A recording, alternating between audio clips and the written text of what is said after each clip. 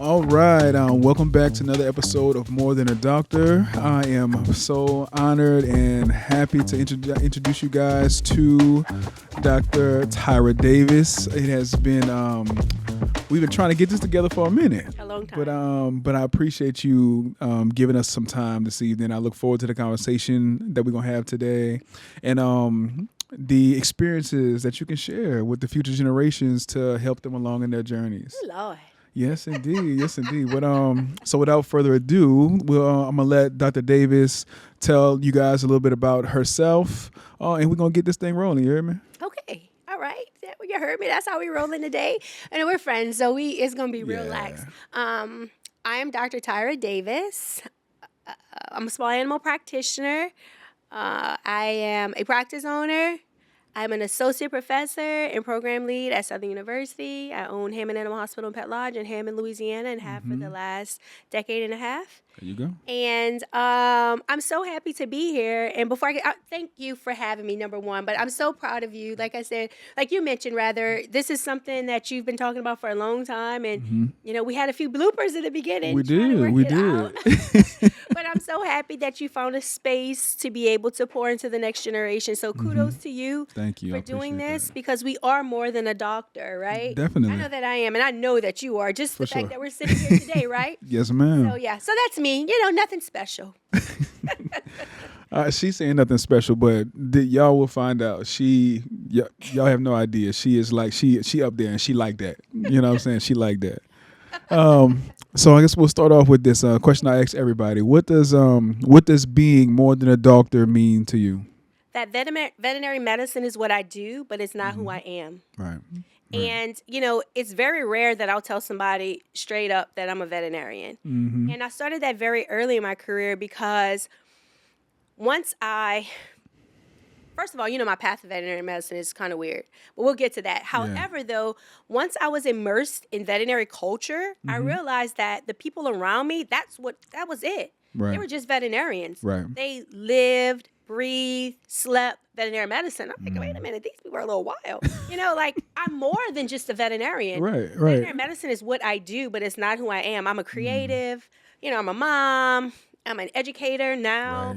A friend. You know, just so much more. Like, this is just what I do. It's not it's not even it's like a fourth of my identity. Right. Maybe, if that's saying a lot, because you know, I'm more than that. It's my profession. It's what I do. I enjoy what I do, but it's not who I am. Like, Tyra's a little bit more deep, you know, or deeper than veterinary medicine. So that's what it means to me, that veterinary medicine is my profession. It's what I do, but it's not who I am. Right. It doesn't define you. It does not define me. Yes. And like I said, it's weird. I used to feel really weird, like, being in spaces when, like, I would have friends that were, like, really geeked up by the fact that I was a doctor, right? Yeah. I had this one particular friend, rest his soul, he's deceased now, but every time we would go somewhere, he's like, yeah, this is my friend Tyra, she's a doctor. I don't want this conversation. Like, I'm off. Right. You know, this is a fun time. Like, I'm trying to do it.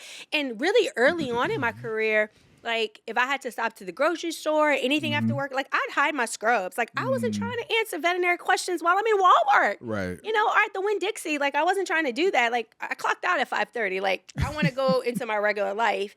And so, for me, from the very beginning, you know, sometimes I'll tell people, because I don't feel like going into it. They'll be like, what do you do? I say, I'm on animal health care. And they'll be like, oh, so you're a technician? No. And they'll be like, oh, what do you do exactly? I'm like, I'm a veterinarian. Oh, my God. Right, you know, I don't offer it right off the bat. Like, when people ask, I think it's rude, too. Like, especially when you're in new spaces and people are like, well, what do you do? Like, what? What do you do? Right. You know, like, miss me with that. So, yeah. So, maybe I'll start telling my walk on Plank Road. Like, I don't know. Maybe that's what I'll start telling people. Because, no, seriously, it's aggravating. You're right. I hate that. And, you know, when certain people get into a certain status or level in their life, they like to, like, play the level up type game. Like, I'm this, so what do you do? You know? I hate that. Yeah.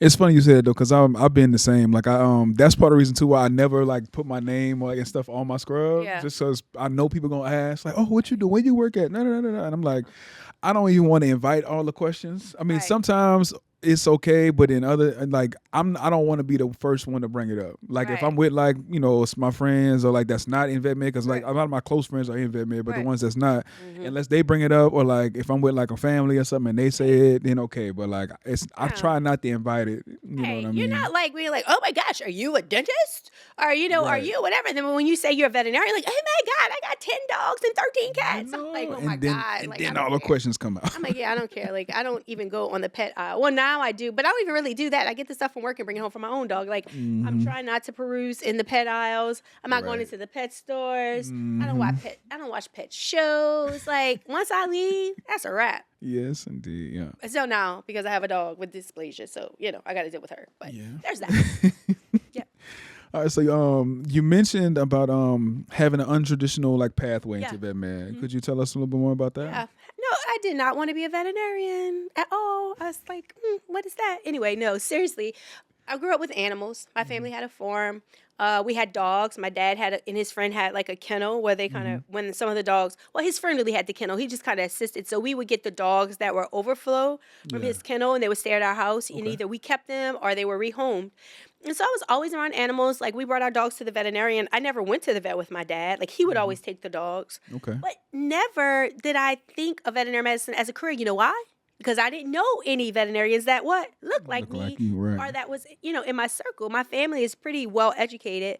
A lot of college graduates, trade school certificates. I mean, education beyond high school and into like the higher degrees, PhDs, MDs, all that, right?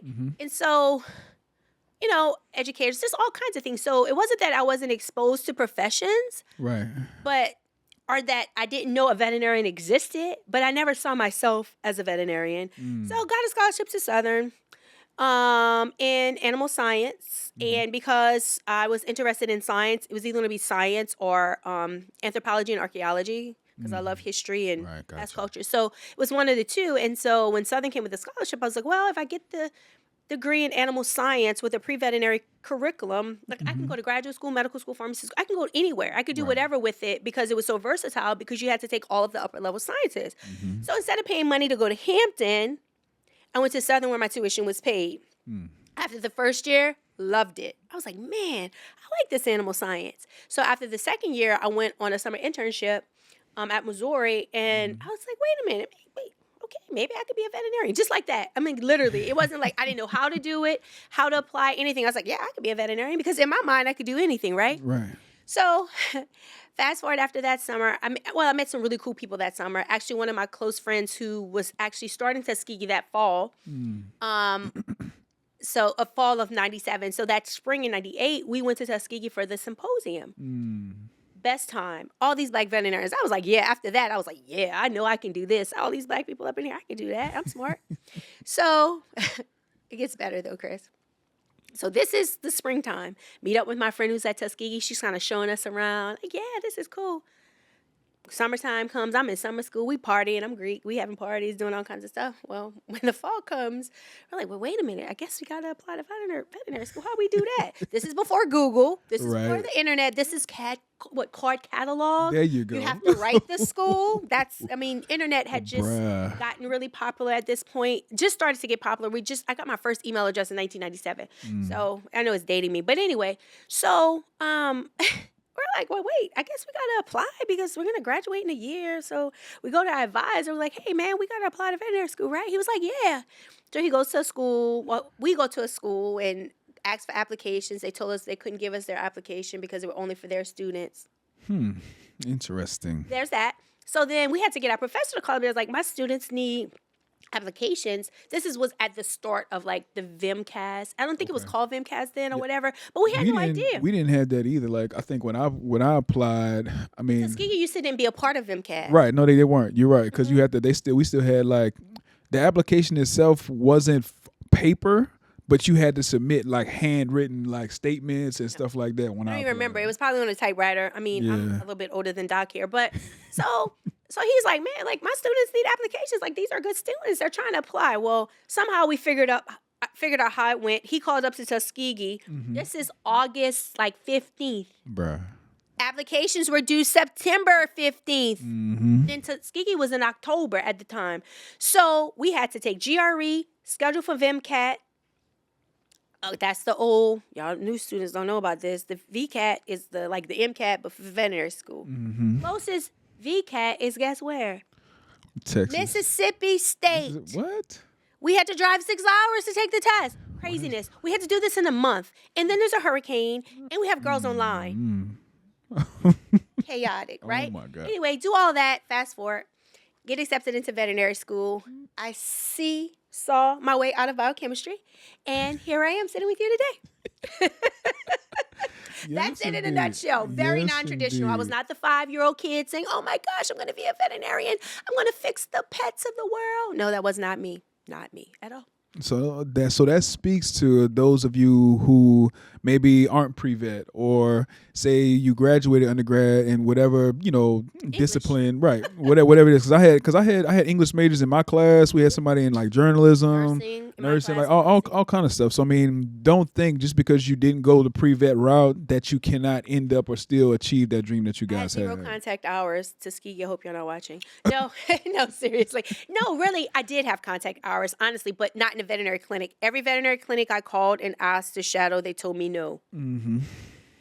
Okay. And I had a similar experience, like not like during vet school. So like I'm an actual vet student.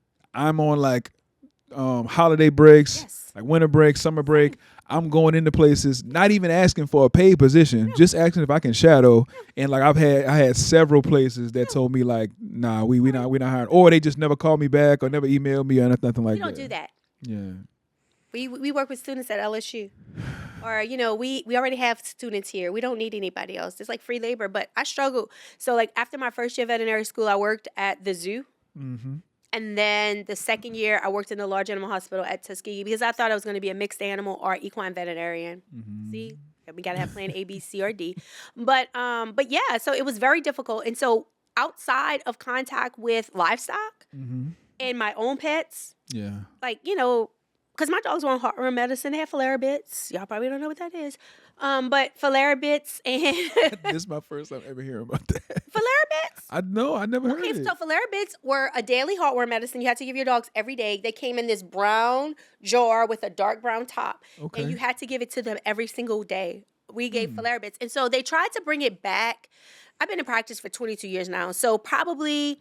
when I was maybe like 10 years in practice, they tried to like make filaria bits come back because people maybe want to give their dog something every day. Like But I know with my life, my poor dog would have heartworms. I'm sorry. But my dad was very good about it. And like when he was offshore, my mom would make sure our dogs got it. But yeah, they got filaria bits in the big brown twisted bottle. Yes, I'm going to have to look that up. Yeah, look it up. I mean, it's vintage. Yes, okay? indeed. And so, but yeah, so it was just like if it wasn't for Dr. Simon at Southern University, like we had a dairy, we had beef cattle, we had goats and chickens and things like that. So my contact hours with the veterinarian was on campus with livestock. So I did have contact hours because I was with him most days of the week, right, for years. Right. But it wasn't what you would think in the traditional sense. When I got to veterinary school, outside of the diseases I learned in livestock, diseases, like small animal diseases, outside of like the basics, like heartworms or parvo, I knew nothing about.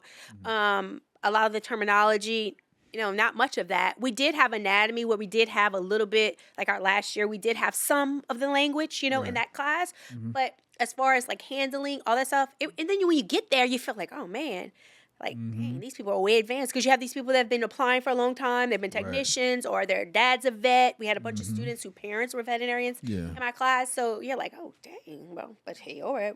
At the end of the day, we all ended up at the end. So, so don't worry about where you start. If you're not a pre-vet major, as long as you have your prereqs, you're cool. Back in the day, you used to have poultry and some of that other crazy stuff. But now you don't have to have as many animal science courses. So if you're not in a pre-vet program, you'll be good. And don't feel bad. You'll catch up and be probably surpassing your classmates by the end of the first year. Just like kindergarten, right? The kids come into kindergarten and they're all at different levels. You have the very advanced kids and the ones who are struggling, who maybe never went to a structured program or anything. But by the end of kindergarten, they're all on the same plane. Yep. So the same thing with veterinary school. So you're good. Yep. We got so with that non-traditional route that you took, how going through vet school, making it through, how was your transition from school and then into practice? I know you mentioned that initially you didn't see yourself being a small animal vet. So how did that transition No, go? it was crazy because, of course, again, I didn't want to be a veterinarian from the beginning of my life, right? I'm not the 5-year-old crying to be a veterinarian. So then I go into veterinary school and I tell everyone at vet school I want to be a large animal practitioner. They look at me like I'm crazy. I actually got some flack and some judgment from some of my professors because they were like, oh, this girl with this red hair, she from the city. I'm like, I am not from the city. I am from the country. I am from New Iberia, Louisiana. Look it up. And let me tell you, country, right? Like my family had a farm. They were sugarcane farmers. And so, people see you, of course, because a lot of people in veterinary medicine are just veterinarians, right? They fall into that veterinary mode. They're always in their scrubs. They're the large animal. They're in their boots. And here I am wearing my cute clothes, hair red, dyed, looking cute. And they're like, oh my God. And so it was so bad to the point to where one of the professors told me, he says, I have to apologize to you because like I judged you from how you look. Like I didn't realize that you had large animal experience because I worked for the government. I worked with a large animal veterinarian all 4 years of undergrad. So I had experience. But because they didn't ask and they just looked at how I was dressed and my appearance, they didn't think I could do it. I worked in a large animal hospital for 1.5 years. And then I did some ClinPath in molecular biology work. And, because I wanted just a little bit more freedom on weekends, especially going into my senior year. So I did molecular biology the summer before my senior year, did an equine externship in Virginia for 2.5 weeks, and then worked in ClinPath the whole last year of vet school. Yeah. Gotcha. Okay. Yeah. People are like, oh my gosh, she doesn't even have cowboy boots. And okay, I got my Jordans on, so what? That don't mean I can't like herd some cattle or something. I drive a 4-wheeler. We had them, Right. ride a horse. I mean, I won't.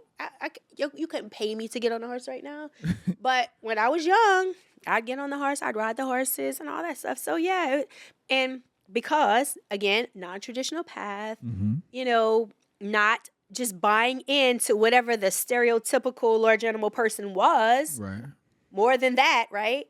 They judged me. They didn't think I could do the work. Right. And that's, I definitely think, like that's a big stigma in vet med. Like no matter whether it's large animal, small animal, like by looking at somebody and judging them from just appearances, you have no idea. Because I'm sure if somebody saw me just in regular clothes, they would not think that I would be exactly because you wearing your dunks. Remember, I was like, boy, what you doing wearing these dunks to work? Your feet don't hurt. I used to wear my KDs and stuff like not KD. What's his name? Kyrie's. Like I would wear my Kyrie's and Jordans initially, but my feet so bad now I can't wear those. Yeah. So I'm wearing Hokas to work. But so I was like, boy, your feet don't hurt. But no, I get it. And so that's the thing. It's like, it's sad. I think our profession is probably one of the most judgmental professions because I know like in other professions, like, we think about attorneys, you think about dentists, and you think about medical doctors. Like when you look online on TikTok, right? You see that they do all kinds of stuff. Yeah. And it's like, oh, it's cool if the lawyer is on TV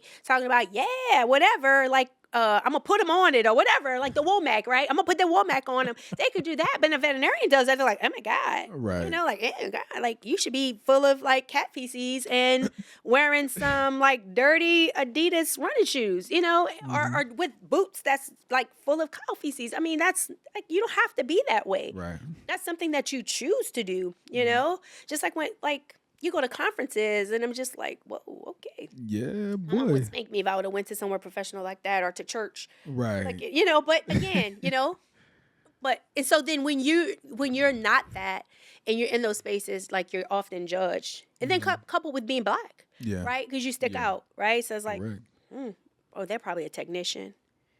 Right? I get that a lot. Yeah. It's like, oh, so you the doctor? Oh, yeah, with my doctor on. Right. Like, I've walked in before in my own practice that I own, and I'll have my tech to go in and just kind of bring the animal back, talk to him, and I'll be in, and I'm like, oh, hi, I'm Dr. Davis. Oh, she's not the doctor. No, ma'am. It's right here on my thing. And when I don't have it on, and sometimes, like, I'll get, like, running in, start talking and stuff. Sometimes I forget to introduce myself more lately because, my brain a little bit bad because I've been practicing for 22 years. But when I was younger, I never didn't, like, as soon as I walked in, hi, I'm Dr. Davis, whatever. Now sometimes I'll start playing with the pet and, whatever. And I'm like, oh, yeah, by the way, I'm Dr. Davis. But, they still be like, oh, like, but yeah, their issue, not mine. Yes, indeed. So I guess in We went all the way to the left on that. Sorry, guys. nah, we all right. We good. We rolling. So I mean, well, since you brought it up, then so sticking with the non-traditional path, not expecting to become a small animal veterinarian or in a practice owner. Tell us about that journey. Like, how did your path weave into that? I think one thing I remember, a phrase that you said before, that we talked about before, is bloom where you're planted. Yes. So Yes, talk to I us about firmly that. believe in that. I tell it to my students, but I said this, and what happened was when I was early on in practice, being new, different, it took a while for the work culture to be acceptive of me. Not that they weren't nice to me or tried to be nice to me, Right. but it was a little forced in the beginning. Not my boss, but some of the others on staff. And so we used to get Chinese food a lot on Fridays. And so my former boss used to keep fortune cookie little sayings, and he would put them on the wall. Okay. And so I started doing that, and it was a coping mechanism. Like, if I got a good one to kind of just keep me motivated. Yeah. I had a coworker to tell me, if you I hope you don't plan on getting rich here, working here. I hope you don't plan on getting rich. I'm like, who said I wanted to be rich? You know what I'm saying? I don't know what prompted that person to say that to me. Right. Maybe because I was black, or being a veterinarian, I wanted to be rich because I was black. I mean, who doesn't want to be better for their family? But to be like, oh yeah, I want to be rich and I want to be comfortable. I want to have peace. Don't chase money. Just remember that. But anyway, because when you chase it, you lose it. Anyway, so I was just like, man, there'd be little things or whatever.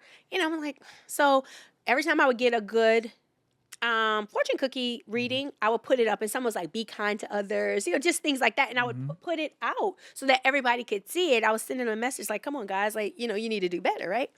So Snapple and it used to be Sobe teas. Okay. Yeah. The Snapple things, I don't know if they still do it, but Snapple and Sobe tea would have these sayings inside of the cap. Yep. And so one day I opened it up. It was crazy. I wasn't having a great day, and I opened it up and I read it, and it said, bloom where you are planted.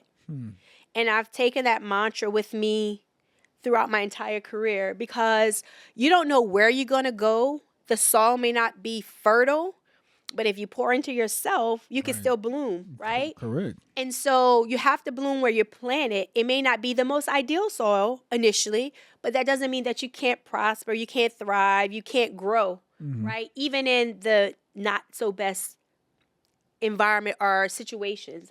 Right. And I think a lot of young veterinarians, because they've had access to so much, and because there are way more opportunities now than they were before, they feel as though if something isn't super ideal, like, oh gosh, and they go and they hop and they jump and they hop and they jump. Right. Versus maybe taking a little bit of time. I'm not saying get abused, right? But kind of feel your way around it, because you may be giving up a good opportunity because you don't want to give it a chance. You don't want to pour into yourself or use the opportunity to grow. Right. You're like, I mean, I'm not doing this. And then you go somewhere else and you go somewhere else. And you're always unhappy. Right. Right? Because you're chasing this, it's like you're chasing something or chasing a dream. Right. And it doesn't exist. Yeah, not at all. Perfection does not exist. Not at all. And the ideal environment is not going to exist. And it's not going to exist for a black veterinarian. I'm sorry. It's not. The perfect ideal, unless you work for yourself. And even then, sometimes it's not going to be, because you have to think about clientele base, right? Right. And so, but that could be for anybody. But I'm just saying, because what we're, where we are and what we're talking about, it's not. When we just think about the culture, the climate, it's not going to ever be ideal, super perfect. Even when you think it is, it's going to be microaggressions. It's going to be some shit some way or another, right? And so. You can't just be like, oh my God, well, then I'm going to find somewhere else. And it's going to be the same thing. You have to learn how to navigate those things. You have to learn to pour into yourself and grow a little grit and get your skin a little tough. When I came into practice, I had clients who wouldn't shake my hand. I had a client to tell me that I needed to speak in a lower tone and preferably in a Southern accent. Like, what? Okay, that's a love. Oh, no, I'm serious. This is no I believe lie. you. No, I believe you. You I know, believe and you. it's crazy. And, you know, and what I did was like, look, Tyra, like I could have did one or two things, right? I could have been like, oh man, forget this, I'm walking out or whatever. But at the end of the day, they're paying me. True. So that's the attitude that I took. I was like, they could be racist, sexist, because I had people with like in veterinary school, we went out on a call and it was a black man and woman, and they told us, y'all ain't got no men. We got one of the best, you know, oh God, the equine surgeon at Tuskegee. Oh God, I can't think of her name now. Dr. Bellamy. Bellamy. Yeah. One of the best. Yes. Right? For sure. One of the best. And you're going to say you want a man? I'm like, she's like, hey, we all you got. And so having those experiences and seeing that early on helped me to build tough skin. Yeah. You know, and I navigated a lot of spaces where I was the only one from a young child. You know, Same. and a lot of times when you know, excel academically in certain places, you know, you tend to be in different situations. So I had situations where I was the only black, and then had situations in my life where we were all black, right? Yeah. So I learned how to navigate spaces pretty early in life and kind of saw how things could be and learned to like, even on, okay, I see you. I know I ain't gonna fool with you, but I see you. Thank you for the play. I took that with me. And so I was able to navigate spaces, and it wasn't like, oh my God, this is crazy. I'm not talking to these people. I want to pop off. I'm like, nah, they about to pay me anyway. So you want me to dance and do a twirl? Sure. You about to go pay that bill because you're not leaving without paying your bill. Hey, You know? And so I got a lot of that. Oh, my dog doesn't like black people. People come in with Confederate hats and flags, Duck Dynasty, you know, just all kinds of things, you know, early on. And once they got to know me, and as I was there, the attitude started to change. Yeah. You know, some people are who they are, but I could see the change in over the years, you know, with perceptions. Not to say that there aren't other things, you know, but with some of the attitudes and things like that. Like, I haven't had anybody in recent times telling me, you know, who's not going to shake my hand or do whatever, because nobody wants to be called that person, right? But yeah, so back to practice ownership. Never wanted to own a practice because I said when I was done with veterinary medicine, I was going to be out. Because again, I wasn't the kid who from 5 wanted to be a veterinarian. I chose veterinary medicine as a profession, not a passion. Okay. Right? Yeah. Yeah. And so am I passionate about my practice and how I practice? Yes. But veterinary medicine wasn't my passion. My passion is the arts, historical text, and culture. Right? That's my passion. Veterinary medicine is my profession. And so I'm passionate in how I practice, but was not passionate about veterinary medicine in the whole thing. That's why I'm more than just a doctor. All right, don't miss that. Y'all heard what she said, right? She said veterinary medicine is her profession, but it's not necessarily her passion. But in that, she is still passionate about what she does and how she does it. Yeah. So don't miss that. Yeah, don't miss that. Because you don't have to be passionate about something to be passionate about how you approach it. Yeah. Right? That's it. And so that's that for me, you know? And so I'm passionate about my practice. I can go in an exam room and out communicate, put me against anybody. I'm going to win. Because that's how confident I am in myself, right? Yeah. I'm going to win. Now, can I say I'm the, you know, I don't know. I may not have the highest accolades in veterinary medicine. I may not be in internal medicine, whatever. But when it comes down to client-patient relationship, communicating with clients, building a relationship, building a bond, you know, put me against anybody. Right. That's how I feel about myself. And I have for a very long time. But I'm tired now. So it's time for y'all to do that. Have that confidence. You know, I don't believe in imposter syndrome.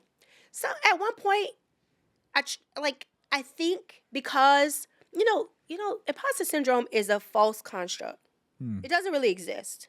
It's something that we've been conditioned to believe exists, but it does not. I actually saw a guy talk about it on a podcast, and I can agree with that because at one point in my career, like probably right before I bought the practice, I was just like, and my boss, I remember when I first started, he was like, fake it till you make it. That's what he used to tell me, fake it till you make it. I was like, what?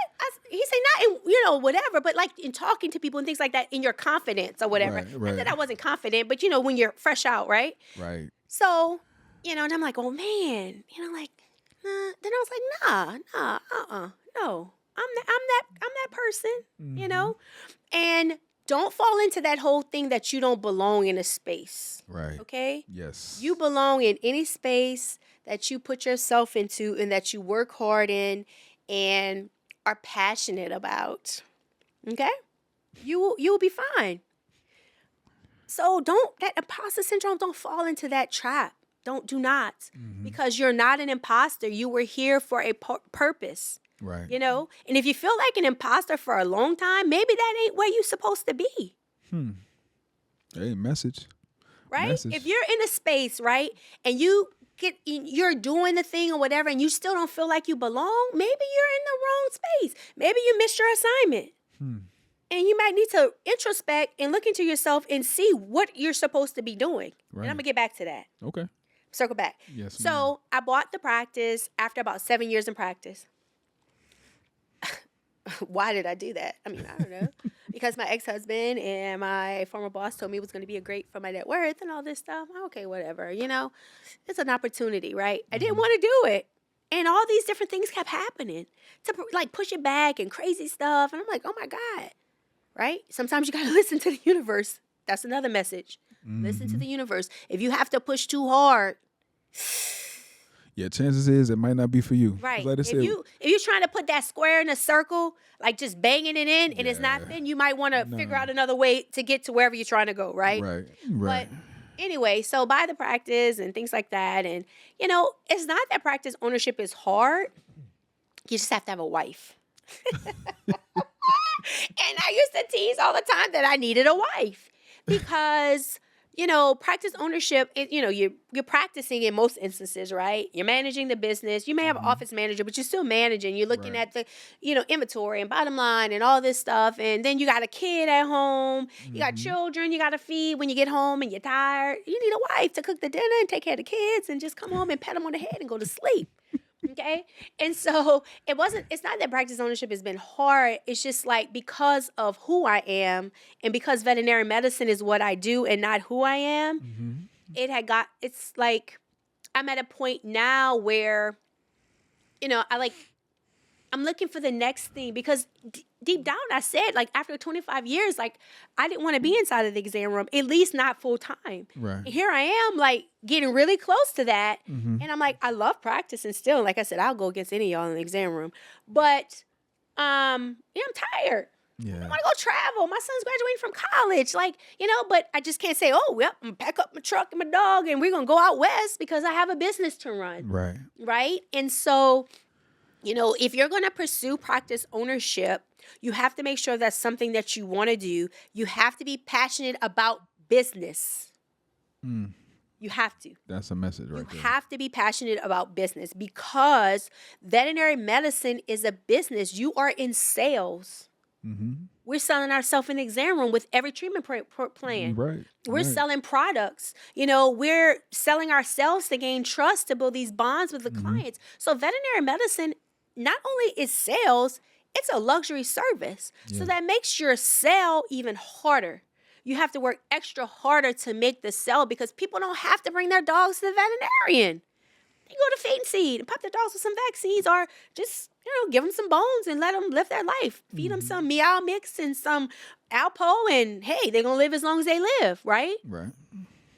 Just like anything, genetics, right? Some animals have good genetics. You can feed them all that crap, do all the things. They're going to live 12, 13 years. And so people with that mindset, it's a cultural thing, right? Yeah. People who grow up with that mindset with animals like, oh, the animals just live outside. We give them scraps, whatever. They live 20, 30 years. You're never going to convince them that that dog should be on heartworm prevention. Right. So you're wasting your time trying to do that. True. Right? But then you have those like me, grew up in a house, dog got filarial bits every day. I'm going to be an easier sell, most likely, right, to buy in. So if you're not passionate about business and sales, not that you can't be in veterinary medicine, you shouldn't be a practice owner and you shouldn't be in small animal practice. You should do research, which is great, lucrative, good on your back. Because trust me, I got about 5, 6 Bowden disc and arthritis. Okay, that's from wrestling dogs and horses and cattle. So, you know, if you're not passionate about sales and business, you should not be a small animal practice owner. You should not. You should really consider that path, like reconsider that path. If you're passionate about those things, then do it. But if you're not, don't do it. It has to be both. It has to be business and sales. Okay. Because sales are going to drive your business. That's true. Right? That's very true. And so if you're not passionate about that, don't buy a practice. Just be a veterinarian, do your best, be the best you can be, and then retire. If you don't want to, even if you don't want to, for the pre-vet students and early in veterinary school, if you are not able to have communications with people you don't know, or you struggle with meeting new people or engaging with new people, practice is not for you. Whether it's small animal, large animal, it's not for you. You need to go do some research. You need to go and work for a pharmaceutical company. You need to teach students. The clinic will eat you up. Hey. And that's why I think a lot of people, like there was a time period, and I don't know so much now, but like probably about maybe 5 to 6 years ago, a lot of people were leaving the profession.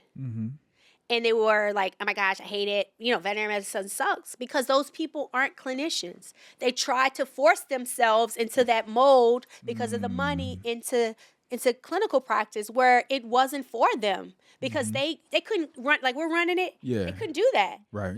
They have no personality in anything. When you want to go in the clinic and then go to a clinic that's asking for commission, like you have to meet a standard to get your pay. Right. They were hating it because they didn't have that skill. So out there, young budding veterinarians, if you can't initiate conversation with people you don't know, you don't feel comfortable in those settings, not that you can't learn it, but it's hard to learn if you don't have it. And so if you don't have that and, whatever, maybe not clinical medicine, like talk to your advisors about something else. There's many things you can do in veterinary medicine. You don't have to be in an exam room. And that's something I tell my students now. Like, you can be a veterinarian and not have to be in the exam room ever. Like my boss, Dr. Marshall, right? We were in school together. Marshall worked one summer in the clinic and was like, that's it for me.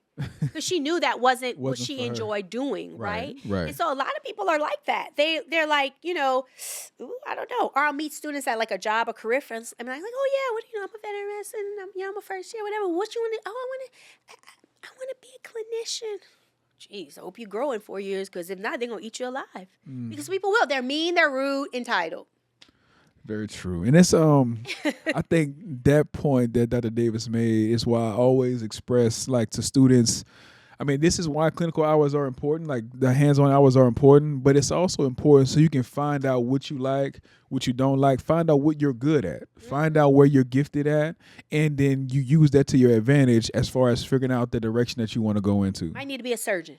Hey, which is then there's nothing wrong with that. Yeah, surgeons make good. They make a great living. Good money, right? But that way you don't really have to talk much to the client. Right. Like, you'll have your technicians and things they'll kind of do a lot of the talking. You'll do some stuff, but it's not like you have to see that person multiple times and for routine visits. You see them once, you may never see them again. Right. And so that's easy to go in and put on your little fake face and then go about your business. But having to do that continuously can burn you out because it's not authentic. Right. And so, if you don't think you can do that, don't. Like, clinical practice is not the only way. That's the point. Right. And so, in practice ownership doesn't necessarily equate to this astronomical amount of wealth or anything, because, a lot of practices just get by. Some do very well, some just get by, some struggle. It just depends on where you are, what the circumstances are, how business passionate the owners are, and, the demographic of where you are. Right. And where you are in the country. Not that you can't do well anywhere, right? But all those things do play a big factor in that. Oh, so definitely. You really have, if you're going to be a practice owner, you really need to think long and hard about it. And you have to be passionate about business and sales. Bottom line. Yeah. So I say from the business aspect, if we flip to look at like the practical aspect, like you mentioned, having the confidence to be an initiator. When was it that you kind of like knew within yourself that you had that you kind of was like, that you were at the point where, I got this? Yeah, when they left me after 3 months by myself. Both clinicians left for a week. Yes. The only thing I did was lock myself out. Because we had a trick door. Like, if you hit it wrong, you've been, the back building, if you hit that door, it will lock. And I had left my keys. I learned then to keep my keys in my pocket. Yeah, but after 3 months, I was ready. Yeah. I mean, because I was young, I was like, yeah, I can do. I told you when I decided I was going to be a veterinarian, it's like, oh, I'm going to just be a veterinarian. Like, I didn't realize that it takes people multiple times to get into veterinary school. Yeah. I got in on my first try, but I thought Right. that was normal. Right. See, everything, it's just like, And I feel I like passed for my me, NAVLE the first time. I thought that was normal. It's like, it's like. yeah, I know. Like for me, it was. I guess you could call it like my first try, but like I didn't know. I didn't know any different. You know what I mean? I mean, I knew the fact. I Because knew I didn't know that. anybody who went to vet school except my friend Kia. And I didn't ask her, hey, how many times did you apply to veterinary school? Or, I didn't ask those questions. Right. It wasn't. It wasn't until I think who was it? But I was already in vet school at that point. Like when Dr. Diggs told me about like he had applied to one a few times first, and before It was he a had applied master's to program, yeah. right. Like it was. I before that I didn't realize that people really applied so many, especially even like now. I feel like it's probably worse now, or like the acceptance rates are like lower now, like first time acceptance than it was Because we before. know too, like we have access. Right. Think about it, we didn't have the internet or TikTok. We're like, oh my gosh, well, whatever. Y'all do that TikTok thing. I'm not really on it, but yeah. So it's like I didn't know. Ignorance is bliss.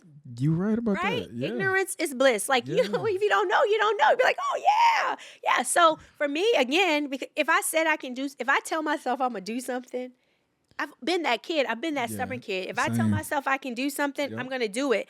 And, you're not going to stop me. Because that's what I've decided I'm going to do. Because for me to make the decision, I had to go through all the things and plans and why this would work or not work or whatever the situation is. And so, like, for me, it's like, it's nothing that you can tell me that I can't do or I can't read and do it. That's how I learned how to do surgery. And I enjoyed surgery. And if my hands because all the discs and things like that, probably, I went so achy now, I'd probably do more surgery. Because when I was young, anything. I was like, oh, sure, I'll do it. I'll read it up. Because we didn't have the internet or videos to watch. Right. So I'd go in the book. The doc would be like, hey, this, they want to do this or whatever. Okay, I'll go and read it up and do it because I had that confidence. Right. Sometimes, like, that's just innate, I think, in some people. Now that you can't get to that level of confidence, you can. But for some people, it's just innate. Yeah. You just feel like you can do anything. Right. And I mean, I think for me, it's similar because like my first job, like my first day was by myself. Oh, so it's like my boss's word. He was like, nah, you ain't gonna mess my money up. I need to let these people know who you are. But it's like it was I don't know, I want to say it was different. I mean, it for whatever reason, and just like you said, bloom where you playing it, like that specific opportunity I think was meant for me at that specific time. Teach you. Right. To teach me how to stand on my own too. Without mentorship.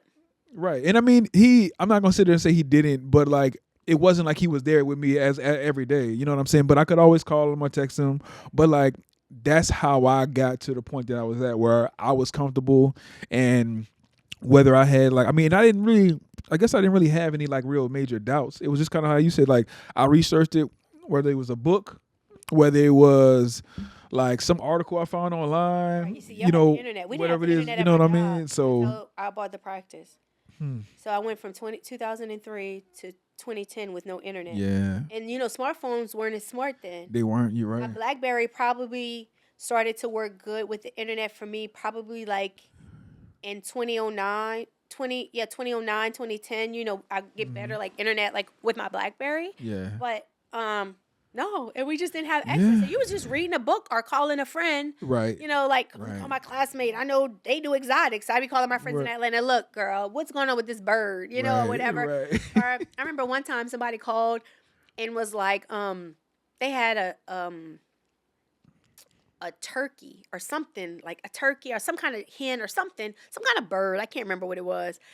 That got attacked by a hawk. Man. And they called, and so my boss's wife answered the phone. Was like, Dr. Davis, do you want to see it? So I called him and said, hey, you be okay if I see this bird? He was like, yeah, I don't care. So I called down in New Orleans to Dr. Rich. I was like, well, look, which one of y'all exotic vets want to talk to me right fast? These are the drugs that I have. How can I knock this chicken out or whatever it was? Mm-hmm. And it was a chicken or a turkey, but it was a pet. Right. And whatever drugs I had, I told them what I had. They told me the dosage is, knocked the bird out, sewed him up, surgery went great, but I wasn't afraid to call and ask for help. Right. Because like I said, you only had the book or calling somebody. You know, Right, I didn't have yeah. access to the internet. We didn't have internet at my job. So, Mm-hmm. you know, that's what I did. And so I think that makes you tougher too, like having to figure it out, Yeah. you know? And I think that's some of our training too, right? Mm-hmm. You know, that's one of the things I think that Tuskegee taught me most was being able to be the best that I could be and not have all the bells and whistles. Like, you know, I could go in and diagnose and treat a patient without maybe having the best x-ray. Because when I got to my practice, we didn't have the best x-ray. They were still doing The sheets. like Yep. dipping it. Yeah. And then we ended up getting an automatic processor. You know, we didn't have MRI or, Right. you know, we didn't have an ultrasound machine initially. We ended up getting one. And so I still was able to diagnose and treat patients and get great outcomes without having all of those things. Right. You know, like Dr. King was so funny when we were in school, he taught us how to tie knots in a bucket. So when I got to practice and I was using my hands a lot, the doctor's like, I said, well, if I can't see, I can feel. Right. No, you're right. Right? You know, if I can't see to where I can put that instrument, because you can't feel with the instrument really, right? You can Nah. feel with your hands. Right. And so, you know, and so I still use my hands a lot because, you know, we learned how to do that, you know? And so I think that was one of the greatest things outside of the relationships and the care that we received from our professors was the ability to be able to diagnose, treat patients, and be the best and have so much excellence and not have access to all of the things. Right. We didn't have every specialty. We I didn't have agree. every machine, but we had people who cared and taught us how to use our brains. Right. And how to do it the right way. Yeah. How to do it the right way for sure. Because I mean, I totally agree. I think my experience there. I mean, we had maybe a little bit more than what y'all had, but still not like we not got still when I not all was the my bells and senior whistles. year. No, not my senior year. I'm telling a fib. Either my sophomore or junior year, we got the MRI or CAT scan machine, and it was just housed outside of the Small Animal Hospital, like right outside. Just it was a trailer, just randomly. Like it was the Small Animal Hospital, the park, you know, the parking lot driveway between it and the large animal hospital. It was just sitting there, and so I don't know where it is now. I haven't been like in a couple years. And when I went the last time, I went on campus, but I didn't go look all around. I just went into the hall because my students were there. But yeah, so and I mean, some schools had already had them for years, Yeah. right? You know, and so you know, Dr. Bailey was my radiology teacher at Tuskegee. Okay. Yep. So yeah, interesting. We I'm got about to totally say. off subject, but there's that. That's what happens when you're talking with your friend. No, it's okay. It's Yep. all good. I think I guess let me see. See, I got him all in his notes. He can't. I didn't got him completely off track. I mean, not really. I'll tell you what. Let's Okay. go. So we talked about practice ownership. We but we haven't really touched on the newer role, I guess. Well, I mean, it's newish, but you've been Yeah. doing it for a little while. But being Right. an assistant professor at Southern, Yes, I love how it. has that how has your time and what has been your experience so far, like with the students? I love it. And it's crazy because when I was married, I wanted, they had this position, this thing at Southern where you could do adjunct professorship. Yeah. You had to take like this online class and do it. And my ex-husband was like, oh my gosh, Tyra, like you, so he kind of shunned me away from it. Like I always knew at some point that I wanted to go back to Southern or in academia in some aspect. And so in 2018, I joined LSU School of Veterinary Medicine. They have a graduate program. Well, they had a graduate program teaching healthcare professions. Okay. And so it's a graduate certificate. So it's a half master's where you can go and learn how to teach. And so I figured if I was going to go and teach, I needed to learn how to teach because I had professors that didn't know how to teach. They were either a clinician or a physicist, a mathematician, but not an educator. Okay, so you can be an expert in your field of study, but not a great educator. And that's why a lot of us struggle in chemistries and biochemistries because these people are biochemists and chemists. They've never applied those skills outside of academic research, or they haven't like, you know, and even for some of the clinicians, right? They haven't taught outside of a academic setting. So the real world life experience outside of the controlled environment in a teaching hospital, they don't know how to do that. So I figured if I was going to teach, I need to do that. Went to LSU, did that. My former professor, I told you about Dr. Simon, that helped me get into veterinary school. I'm so grateful for him. He used to tell us if we didn't want to do our schoolwork, we can go work on Plank Road. So that's why I was saying that's what I'm going to tell people now. But anyway, ode to him. But and so I did that program, and then in 2020 he retired. And so, but before then, I had applied to a couple veterinary schools. Had gotten to final round in what do you call that? And I'm gonna have a practice at this time at finalist. Yeah. For 2 positions at 2 pretty esteemed veterinary programs. And at that point, I was running away. I wasn't ready to do it, but because I was newly divorced, trying to figure out my life, I figured, I have a clinician in my practice. I could just leave, get a good manager. I just felt I needed to get away. But you can't force those things. Right. See, and so I was trying to force myself into something. Even, I'm at Southern, but another school in the SWAC was like, just give us a price. We want you to come. I was like, I don't know. There's like, no, literally, like, I went to speak to the kids and had a meeting with the dean. He was like, let me know the price. I was like, it would have to be a good offer. He told me, tell me the price. And I was like, yikes. Am I really ready for this? I wasn't. I was forcing something because I was trying to run away from my current circumstance. I felt if I wasn't here, I could process all of the things better. So that didn't work out. I started the program, like I said, at LSU. 2020, the position came up at Southern, and I applied, and I got it. So I was hired in the December 2020, taught my first class in January 2021, and one of the first students I taught will graduate from Tuskegee this spring. Hey. Yes, and I will be hooding her and my little cousin. They're in the same class, which makes it twice as nice. Yes, indeed. Just watching her, she was the kid from little, like 7, saying she wanted to be a veterinarian. So for her, it's always been her passion. And so to see her fulfill that is just like, I feel like I'm like, yes, okay, I've done all the things. Clinical practice, I've mentored kids all the way through from childhood through veterinary medicine, like I've done all those things. Now it's time for me to start looking into, some other things. But back to my job. I love it. I am an assistant professor. I'm the campus veterinarian at SU, the program lead for pre-veterinary medicine.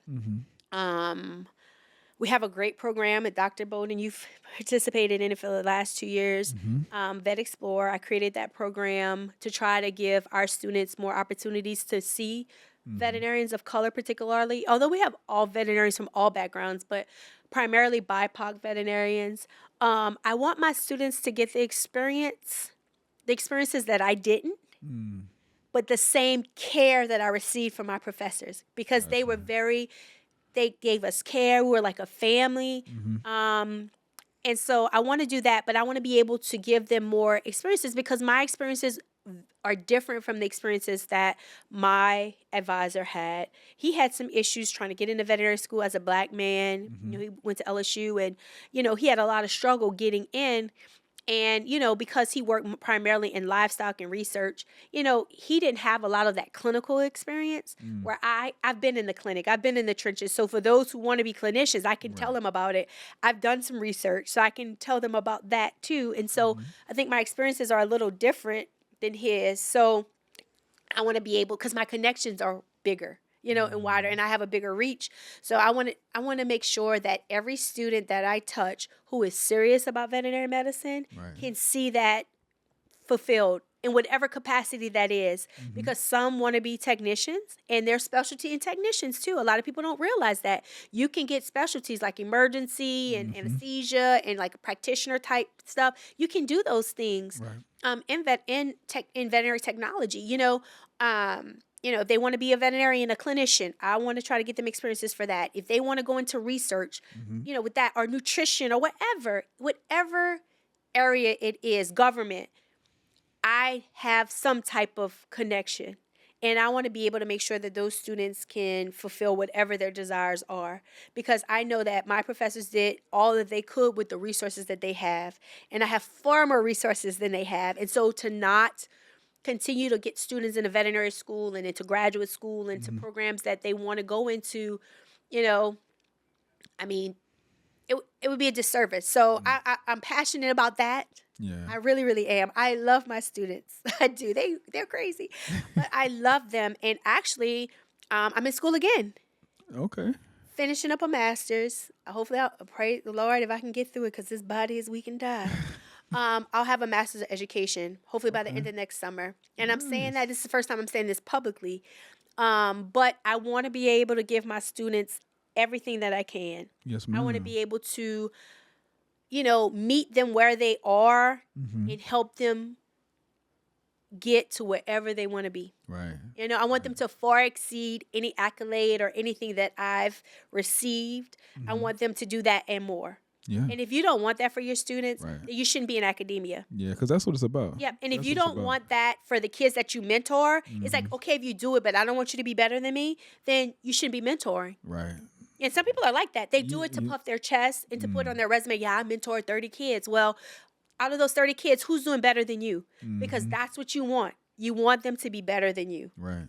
And so when I leave this earth, I want my legacy to be that, I touched as many students as I could Mm-hmm.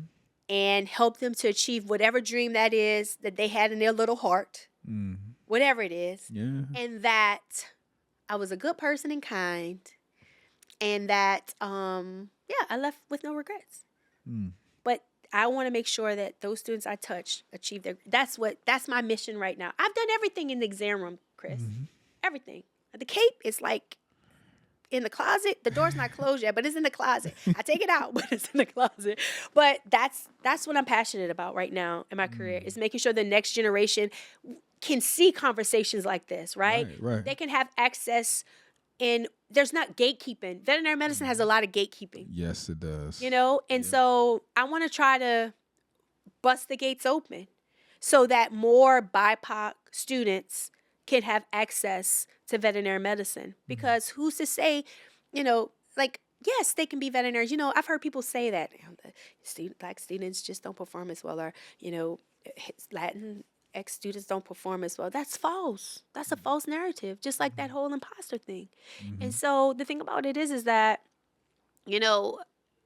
this is what I'm passionate about, talking to them and making sure they have someone they can contact and, all those things. I love it. So I love my job. If y'all don't know, I love my job. Grow Jacks. Is there something that you see in students today that maybe is different than like when you were in school, or maybe like when I was in school? They don't have enough grit. They give up too easy. When things get difficult, they tend to retreat more. And I think a lot of us, and you're probably at the end of that generation, Chris, where, our parents, some of them went to college, some didn't, but they worked hard to give us a lifestyle, right? So that we can go to college and do things. And then, we're working hard for lifestyle. And so now we have this lifestyle. Our parents work hard so we can have the lifestyle. We've worked harder so our kids can have the lifestyle, but it has made them not as resilient because they have access to so much. And so when they can't get what they want instantaneously, they tend to retreat, they get stressed out, they become depressed about it. Yeah. Whereas for us, we're like, well, shucks, we ain't got it. We got to figure out how we going to get it. Get it, right? Yeah, Exactly. like I'm going to get it. Like for college, for instance, like go online and apply to college. I had to go to the library. I applied to DePaul, Loyola, Hampton, Southern, Xavier, right? DePaul is in Chicago. You think I just figured out how to get to DePaul? No. I had to go to the car catalog, write them, and say, can you please send me an application? Right? Now you can just go to the website. Oh, apply here, click. Right. So that's the thing. And so I think having access to so much and things being so instantaneous, we have to learn, and we have to instill in young people that, it may not work out just the way you want it the first time, but that doesn't mean you can't get to it. Right. You may have to take an alternative path, or you may have to do a little bit more. Like, what are you not doing for this not to be happening for you? Versus just caving. Right. And I'm not, but I know it's so much pressure because with social media, you see people doing this stuff and all this other kind of stuff. And then you feel like, oh my God, I don't have this, or I don't have this, or whatever the situation is. And then, they feel like, oh gosh, this is the end of the world, but it's not, And so that's the thing. I think this group just are a little less gritty because they're just used to having so much. And they kind And of it's a good feel thing to have those things, Right. right? But because you have it, use it to your advantage. Don't cave. right. If stuff doesn't go your way, You think fight. that? Do you think that makes them feel, or make? Do you think that makes them feel more entitled to a certain extent? Yeah. And with entitlement comes like, oh, I'm supposed to have this, or this is supposed to be this way just because. Right. And then with that, when it doesn't go their way, they're then depressed and stressed and like, don't realize that it's another way. I tell my students all the time, it's plan A, B, C, sometimes D. Mm-hmm. Yeah. And you can still get to the goal. You just may have to get to it differently. Right. And it may not work out just how you want it. Mm-hmm. So sometimes you have to bloom where you're planted to grow into where you need to be to get where you need to go. There you go. Right? Yes, ma'am. And so don't cave in or don't be like, oh my God. No, like, put your big girl panties on and, keep it moving. Right. And just because just because it's your path may be different, that doesn't mean it's a bad thing. Because that may be just what you needed in order for you to become who you're supposed to become along the way. Exactly. You might need to sit in that and grow a little bit. Yeah. You may not be ready for what you think you are. Right. So I guess with that, I think this is a good spot for us to bring things in. Yeah. But what advice would you give students that are like pre-vet or like aspiring vet students or like new veterinarians? What experience or like what advice would you give them on their journey? For undergraduate students, learn how to study. Yes. For undergraduate students, learn how to study. If you have a study center on your campus, learn your study style. You may think you have a style or learning technique that's good for you, but that's not always the truth. Just like we sometimes think, certain things about ourselves, it may not be true. But yeah, like you need to, if you're an undergraduate student, you need to learn how to study. You need to learn how to read the book. You need to learn how to organize your notes. You have to make sure that you do more than just a PowerPoint. Go to your study centers and figure out what your study, the best study like path for you. I can't think of the term right now. I've had a long day, but learn how to study. For pre-veterinary students, read the book. Not just the PowerPoints. Go to class. Because if you don't understand something, the professor is right there. You can ask them, okay? Read the book, go to class. That's for pre-vet students. For our young graduates, you belong. Yes. You are worthy. You are not an imposter. Okay? If you're in clinical practice right now, in a research, whatever, if you graduated veterinary school, you are not an imposter. Veterinary school is tough. Give yourself some grace. You belong that's why I'm looking at you. You belong exactly where you are. Preach. Imposter syndrome is a false construct created by others to make us particularly feel less than. You're not an imposter. And that's it. That's it. Okay. I like that. I think that's a nice bow. I guess. That's it. That's all. My voice is about going. This is the first day I actually have a decent voice in about a week. No, well, I'm glad you're on the mend. Yes. And again, I want to thank you for spending some time with us today. We really appreciate it. And we're gonna have to have you back. So once whenever. When it's talk about, I can tell. Let me tell you, I got some stories. But yeah, this was the what you call that, the EP. Yeah. We don't. The LP is wild. Yeah. But again, Dr. Davis, I really appreciate your time. I appreciate. Good luck on all your future endeavors on this. Again, I'm so proud of you. Thank you. I appreciate it. We want this in the top 10 podcasts. I don't know if there's like a podcast, like Academy. It is. And I've been keeping my eyes on it. I know who number one in veterinary podcast right now, but give me some time. We're gonna be there. Yeah, we're gonna get there because we can, because he's that dude. Appreciate you.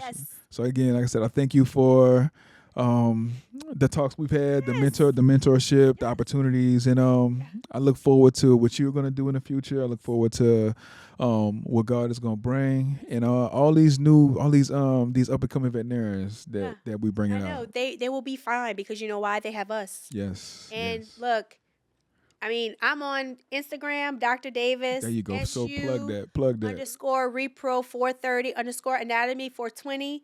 I follow all the NABV chapters. So if you see Dr. Davis, that's me. Hit me up on Instagram. Yes. I'm incognito on TikTok because I just be kind of like, whatever. But yeah, on Instagram is Dr. Davis. If you type in Dr. Davis, all caps, you should be able to find me. Yeah. But yeah, reach out and I'll be willing to have a conversation with anybody who wants it because I know how hard it was for me to find mentorship. Right. And so sometimes I make myself so accessible to a fault, but it's okay because it's what I'm passionate about. Yeah. All right.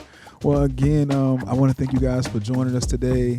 I hope that this was encouraging. I hope this was enlightening. And most importantly, I hope that this helps you on your journey.